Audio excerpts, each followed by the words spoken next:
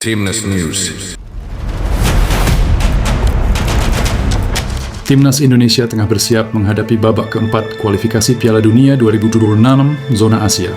Garuda akan menantang dua lawan berat, yaitu Arab Saudi dan Irak, dalam pertandingan yang digelar di Jeddah, Arab Saudi. Berikut laporan selengkapnya. Sebanyak 29 pemain dipanggil pelatih Patrick Kluivert untuk menjalani laga krusial di Grup B. Kombinasi pemain lokal dan naturalisasi dipersiapkan, mulai dari Jay Itzes, Tom Hay, hingga Egy Maulana Fikri. Sebanyak 12 pemain dari Liga Indonesia sudah lebih dulu diberangkatkan pada 2 Oktober. Sementara Legion Eropa menyusul sesuai jadwal klub. Persiapan mencakup adaptasi cuaca panas, latihan fisik, hingga penguatan taktik menghadapi dua laga padat. Timnas Indonesia akan lebih dulu berhadapan dengan tuan rumah Arab Saudi pada 9 Oktober dini hari waktu Indonesia. 3 hari berselang, Garuda akan menantang Irak pada 12 Oktober. Pihak Arab Saudi menegaskan optimisme mereka dengan dukungan penuh publik di Jeddah. Namun, catatan kekalahan dari Indonesia pada putaran sebelumnya menjadi perhatian khusus. Sementara Irak yang kini dilatih Graham Arnold menyatakan keyakinan bisa menembus Piala Dunia setelah 40 tahun absen.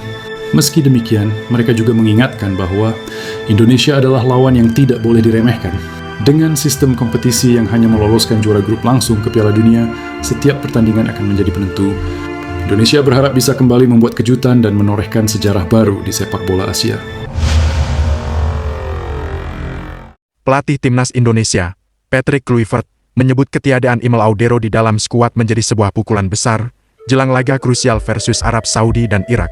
Timnas Indonesia asuhan Patrick Kluivert dipastikan tak bisa memainkan sang kiper, Imel Audero, dalam dua laga menentukan di ronde 4 kualifikasi Piala Dunia 2026 zona Asia. Imel Audero mengalami cedera ketika hendak bersiap turun dalam laga pekan kelima Liga Italia 2025-2026 antara Como vs Cremonese di Stadion Giuseppe Sinigaglia pekan lalu. Nama Imel Audero sempat tercatat sebagai pemain inti laga Como vs Cremonese. Namun, problem otot membuatnya urung bermain dan harus menepi dalam jangka waktu lumayan lama. Bahkan, Imel Audero dipastikan melewatkan partai Timnas Indonesia vs Arab Saudi pada Rabu 8 Oktober tahun 2025 dan duel Timnas Indonesia vs Irak pada Sabtu 11 Oktober tahun 2025. Hari ini saya mendapatkan telepon dari Imel, tutur Patrick Kluivert dalam sebuah video yang diunggah di kanal YouTube Timnas Indonesia pada Jumat 3 Oktober tahun 2025. Dia telah melalui MRI dan dia memastikan kepada saya bahwa sangat disayangkan dia tidak bisa ikut bergabung di ronde keempat melawan Arab Saudi dan Irak, ucap Kluivert. Ketiadaan Imel Audero jelas jadi kerugian besar bagi Timnas Indonesia dan Patrick Kluivert. Sebab, sebelum dihantam cedera, Imel Audero tengah berada dalam tren apik. Ia mampu merangkai 4 clean sheet beruntun bersama Timnas Indonesia dan klubnya, Cremonese. Usai menjaga gawang Timnas Indonesia bersih dari gol musuh di sepasang laga uji coba bulan September melawan Taiwan 6-0 dan Lebanon 0-0, Audero sukses meneruskan penampilan apiknya di level klub. Itu adalah pukulan besar karena dari sudut pandang saya, dia adalah penjaga gawang dengan level yang sangat bagus dengan Cremonese, ucap Kluivert soal cedera Imel Audero. Dia juga bersama kami dalam pertandingan terakhir. Jadi itu benar-benar pukulan besar, ujar Kluivert menjelaskan. Timnas Indonesia kini berharap Maarten Paes bisa mengisi lubang yang ditinggalkan Imel Audero di sektor penjaga gawang Timnas Indonesia. Aneh ya, giliran Rusia langsung di-banned. Presiden FIFA Gianni Infantino menegaskan bahwa FIFA tidak bisa menjatuhkan sanksi kepada Israel meski mendapat tekanan internasional terkait tuduhan genosida di Palestina. Dalam rapat Dewan FIFA di Zurich 2 Oktober 2025, isu tersebut bahkan tidak masuk agenda resmi.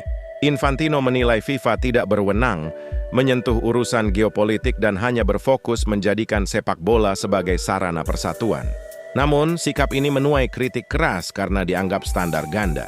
FIFA dan UEFA pernah cepat menghukum Rusia tahun 2022 dan Afrika Selatan tahun 1991. Tetapi Israel tetap bebas tampil di kualifikasi Piala Dunia 2026 maupun kompetisi klub Eropa. Ketua Federasi Sepak Bola Norwegia, Lise Klaveness, serta mantan pejabat HAM PBB, Craig Mohiber, menyebut FIFA bersikap munafik. Deputi Infantino sekaligus Presiden CONCACAF, Victor Montaliani, bahkan menyebut sanksi terhadap Israel seharusnya jadi urusan UEFA. Untuk saat ini, Israel tetap dijadwalkan menghadapi Norwegia 11 Oktober dan Italia 14 Oktober. Bagaimana pendapat Anda?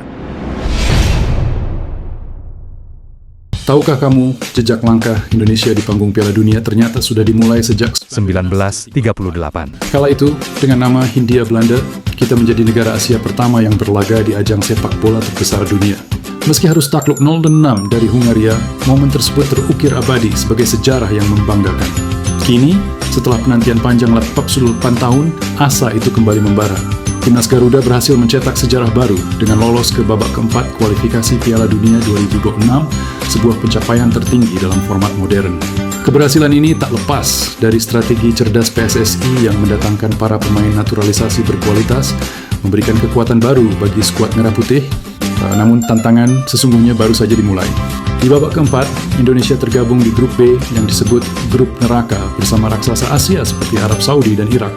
Perjuangan ini menyatukan doa dan harapan seluruh bangsa, menantikan saatnya Garuda terbang tinggi di panggung dunia.